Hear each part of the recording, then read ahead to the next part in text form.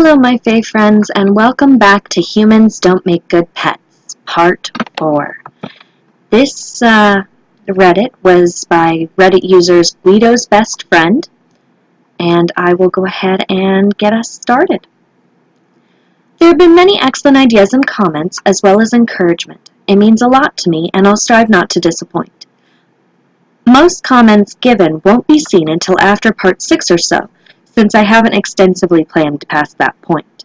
Special thanks to Fluffy Silver Unicorn, whose comment on the previous part is addressed in this post. Alien measurements are given in their human equivalents in brackets, as are words with near human translations. Dear Journal, I destroy Xeno furniture and doors. After the fight, if you could call it that, I thought I wouldn't live too long. After all, these blue giraffes had a spaceship. It didn't matter that I was physically stronger than them, even in my weakened state, which was quickly receding. Any minute they were going to burst through the door with death rays and vaporize my physically superior body. My real punishment was far worse. It started out innocently enough. Dink entered my room, moving rather timidly, pushing a massive bucket of water on a cart. Remembering how I hadn't gotten the opportunity to get a drink while I was in the hydroponics bay, I thought Dink might have been bringing me a peace offering, or at least a distraction to ensure my attention was diverted as Severus came at me with a ray gun. With these thoughts in mind, I was completely unprepared for when he stopped the cart right next to my bed, pressed a button on the cart's handle, which promptly dumped the entire bucket of cold water all over my head. "What the fuck?" I sputtered through the water in my mouth. I choked down my words when Dink came up with what was unmistakably a scrubber, and ran at me with it. I wasn't paralyzed anymore, though. I jumped from the bed, sailed 5 meters over and another meter up, landed on all fours, and then played a decidedly one-sided game of tag with Dink, who was chasing me like an old woman with a broom after a mouse. It was so easy to keep away from him, I had ample time to think. I did need a bath. I would have preferred one which was warmer, but I'm not that picky when my hair is so oily that it looks like it's wet. I wasn't going to let some blue giraffe wash me, though. It wasn't that hard to get the brush away from Dink. I let him get close to me, then dived at an oblique angle behind and to the right of him, snatching the brush as I shot past. He looked so dejected watching me, his hand outstretched as though he still held the brush, looking at me with those eyes of one who knows he has no chance. He perked up again the moment I started doing his job for him, furiously scrubbing my oil-encrusted skin. He flail-galloped out of the room and in short order returned with an even larger tub of water, this time being transported on what appeared to be a hover dolly, capable of lifting some of the smaller storage crates in one of the cargo bays. I got in, clothes and all. They needed as much washing as I did. I didn't feel like stripping down in front of Dink. I know he thought I was an animal, but it still didn't feel right. Thinking about my clothes, my thoughts abruptly alighted upon an idea. I tore off my shirt and looked at the tag.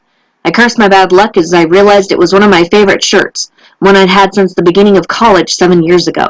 It was just a plain white athletic shirt without any writing on it, although it had turned to a rather disgusting shade of off-white during its uses as an exercise shirt, and even more so during my recent bath hiatus.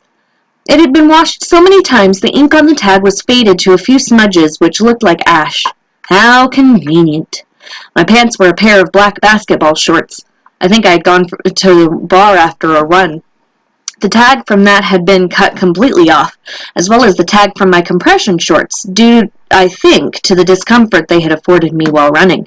Even more convenient. I looked up at Dink and realized he was staring wide-eyed at me with my shirt off.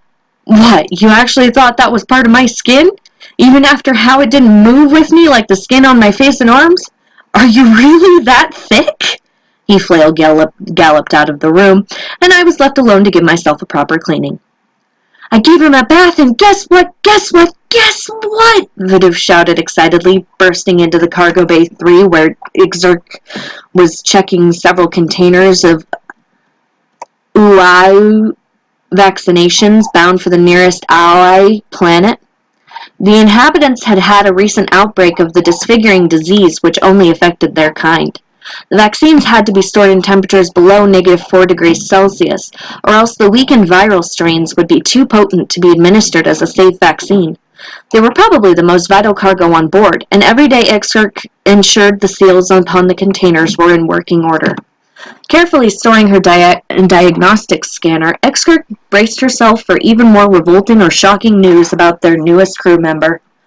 Voodoo, speaking as fast as his little mouth could, squeak-clicked.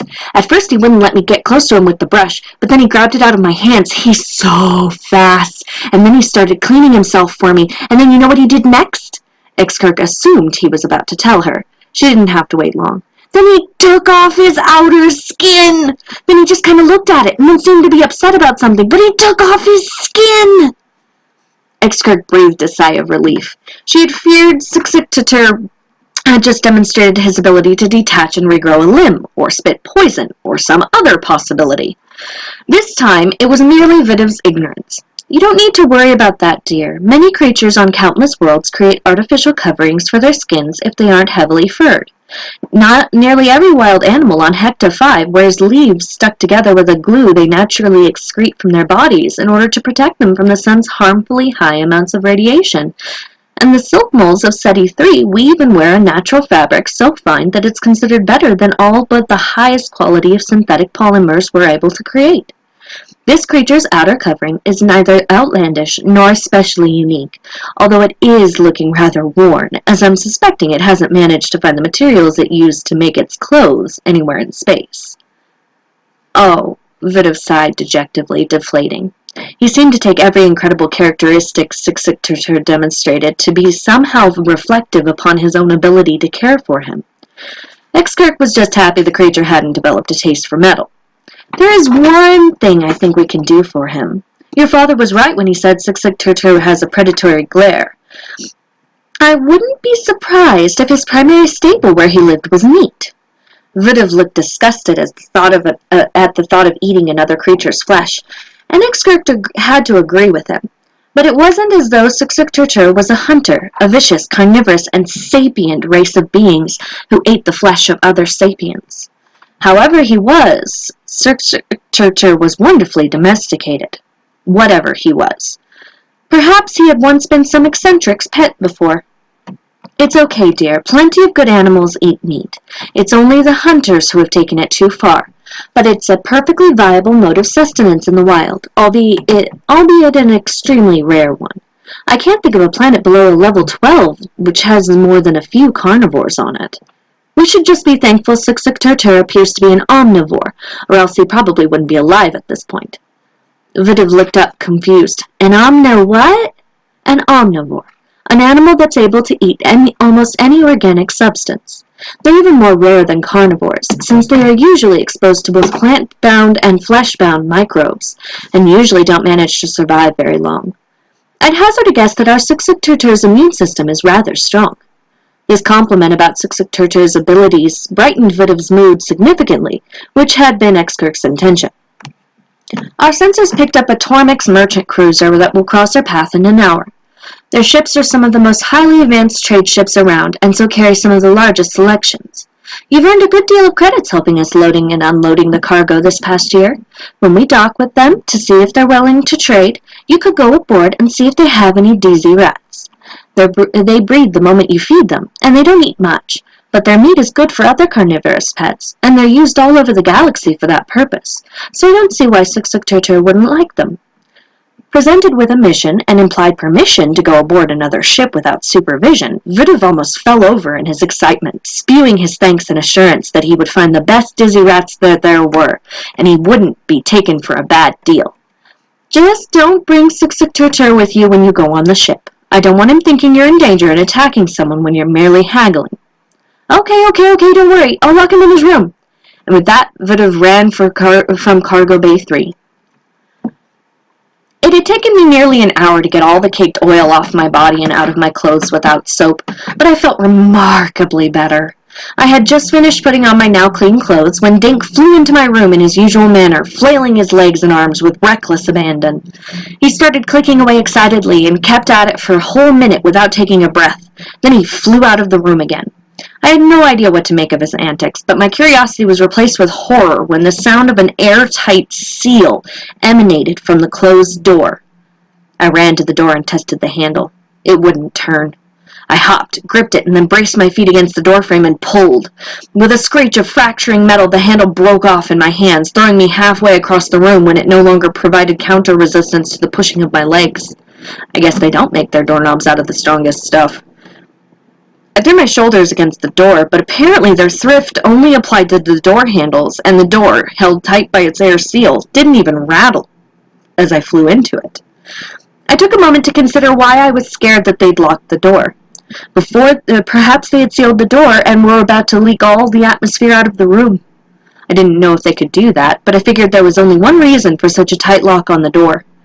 If they had wanted to kill me, I don't know what would have been wrong with the ray gun option, but maybe they thought this was a better way of doing it.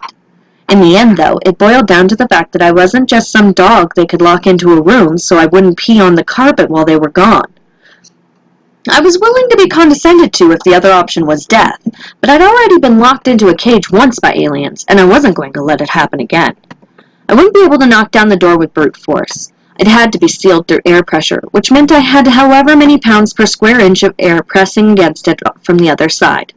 No matter how strong I was, there was no way I was stronger than physics.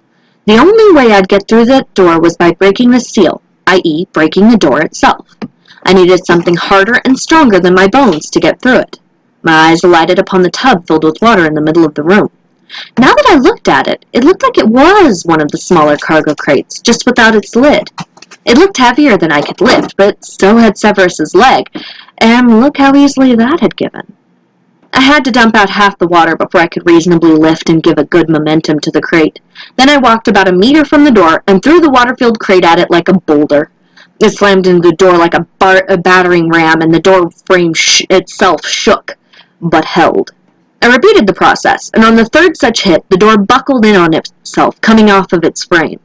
One more smash with the now empty crate sent the door clean off its hinges, and I hopped happily back into the rest of the ship, reveling in my newfound freedom.